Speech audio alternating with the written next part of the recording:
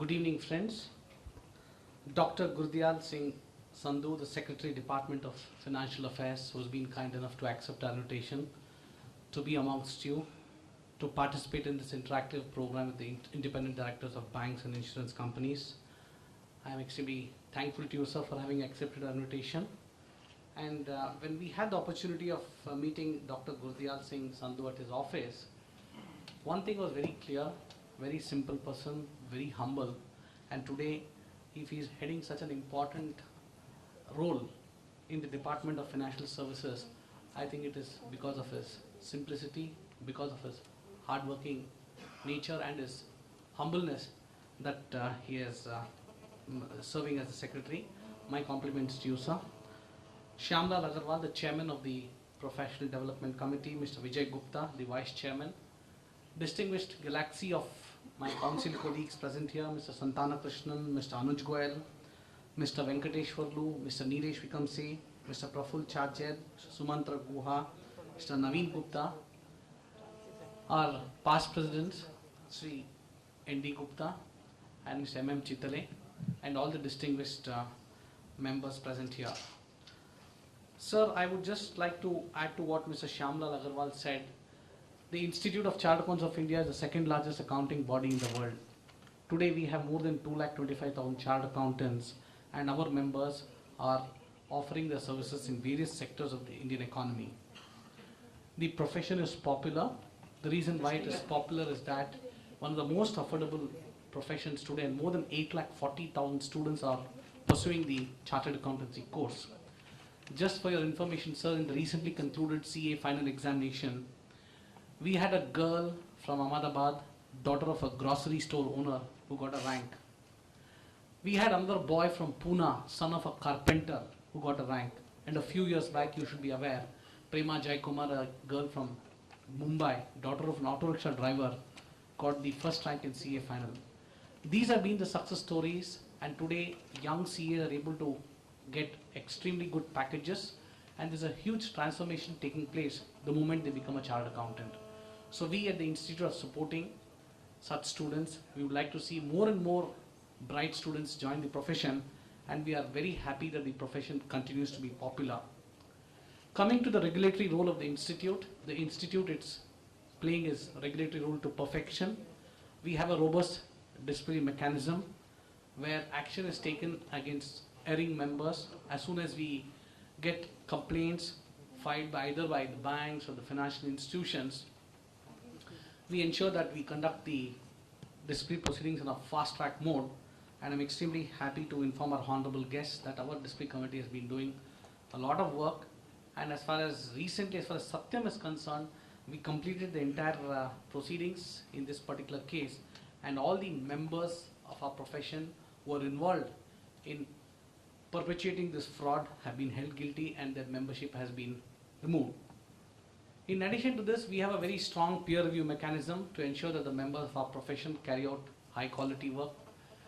We have ensured that more than 5,000 CA firms have undergone peer review, and we are trying to see how best we can cover more and more CA firms under the peer review mechanism. We also have the Financial Reporting Review Board, where the Institute suo moto picks up financial statements of top corporates around the country, and we ensure whether the company is following the accounting standards that have been pronounced by the Institute, whether the member who's carried out the test function is complying with the auditing standards prescribed by the Institute. And whenever we carry out such reviews, we get to know that yes, a lot more work has to be done both by the companies and the members, and we issue letters to them stating that the areas where they have failed to comply with. We also have a very robust ethical standards board that binds all the members of the profession, and we can say that yes, our regulatory role has been appreciated by the government. And in addition to this, we are working very closely with the Reserve Bank of India, with the Insurance Regulatory Development Authority of India, with the Securities Exchange Board of India on various initiatives, and especially with Reserve Bank. I think as the apex audit regulator, we are working with the Reserve Bank, which is the banking regulator in the country, and members of our profession have been associated with the banking sector since inception, not only in conducting statutory audit, concurrent audit, even playing as a role as independent directors. And we enjoy an excellent relationship with the Reserve Bank of India, and even when we met the Governor of the Reserve Bank of India, Raghu Ranjan, he was in high praise for the role being played by our profession. As far as the Ministry of Finance and the Ministry of Corporate Affairs is concerned, these are the two ministries which we closely liaise. We conduct investors awareness programs for the Ministry of Corporate Affairs, and for the Ministry of Finance, we help them in the budget preparation. We give them the pre-budget memorandum, post-budget memorandum, and we are in touch with the Ministry of Finance on a very regular basis. Sir, today's program that has been organized for the independent directors of banks and insurance companies has been thought out keeping in mind the developments that have taken place with the new Companies Act.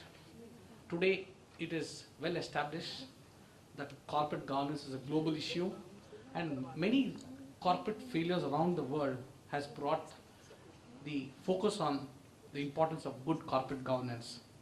So because we believe that good corporate governance includes accountability, transparency and equality of treatment for all the stakeholders, and the board of directors play a very important role in seeing that the company embraces good corporate governance.